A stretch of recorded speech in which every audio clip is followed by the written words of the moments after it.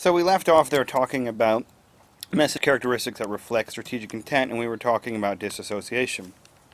Disassociation includes levelers, which are things that remove your own individual choice, right? So maybe something like, I didn't want to stay at the party till 2 a.m., but my ride wanted to stay, for example, right? Or we can have group references, which are references to the fact that, right, everyone was staying at the party, um, right? And so it's not a big deal. Or you can have modifiers, which downplay the intensity of the situation. When you say, oh, I mean, it wasn't really a party, it was a get-together with a few people, perhaps, right? Those would be examples of characteristics that reflect strategic intent of disassociation, disassociating your own personal choices from that specific situation. Also, image or relationship protecting behaviors, where you try to suppress clues that might signal deception. So you might try to appear extra sincere, for example, right? So if you're in the middle of lying to someone, you usually don't get mad to them. You're extra nice, you're extra sincere. Where someone might say something like, you're acting really weird, right? And the success of your strategy depends on the quality of your message and your non-strategic cues, right? So how good of a message are you sending, and how good of a job are you doing at suppressing those non-strategic cues, that leakage that we talked about earlier? So a couple examples of leakage here, right? Sometimes attempts to control your information produces performances that are too slick. Sometimes something might seem too good, and you might arouse suspicion.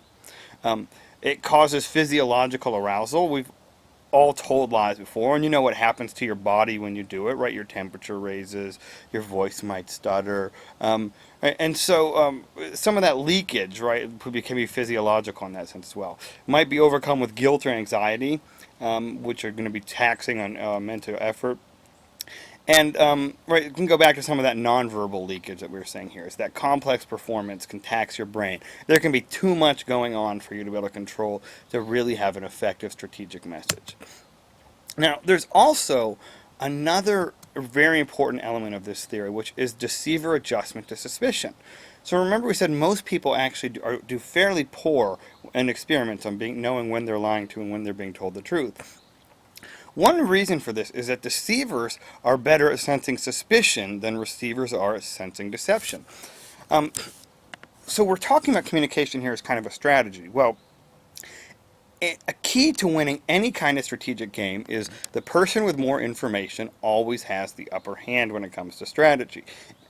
And in this situation, a deceiver always has more information than a receiver does, because a deceiver knows that deception is happening in that situation. And you can sense that someone's getting suspicious. We monitor cues to see if someone's buying the story that we're telling them. Receivers operate on kind of what we call here a social contract. A social contract whereby we assume that people are going to tell the truth to us unless they give us a reason not to. And the reason we do that is because it's a much more efficient way to run communication than needing to take everything and put it through a truth filter and check if it's true or not. And so the deck is loaded in favor of the deceiver as opposed to the receiver in this situation. So a deceiver, because he or she knows what's happening, has more information, can try to reciprocate the mood of the receiver. You see what that person's doing, and you adjust your performance to try to capitulate to what's necessary in that situation. And also, detecting deception is difficult, because when truth tellers are confronted, they react the exact same way as when someone who's deceived is being included, right? Both situations, people are going to deny what's happening for the most part. So this is, once again, an objective theory. Now let's run it through our criteria. Does it give us a good explanation of the data? Yeah, more or less. It seems to do that, I think, and it meshes pretty well with the way the world seems to run. Does it help us predict future events? Maybe a little bit shaky on that one, right? This isn't as much a cause and effect relationship as some of the others we've talked about, but the reason it's still objective is because it's trying to take something complicated and make it simple, and they use things like experiments to try to validate the results of this. Relative simplicity, I think, is very high in relative simplicity. It takes something complicated like deception, and it boils it down to a couple principles.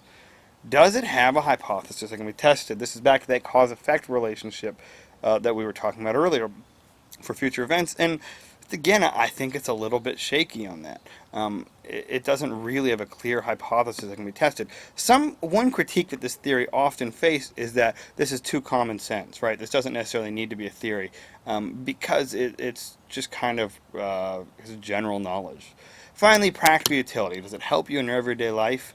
I don't know. Answer that one for yourself. So, all right. Well, good deal. Have a good one, and I'll see you all next time.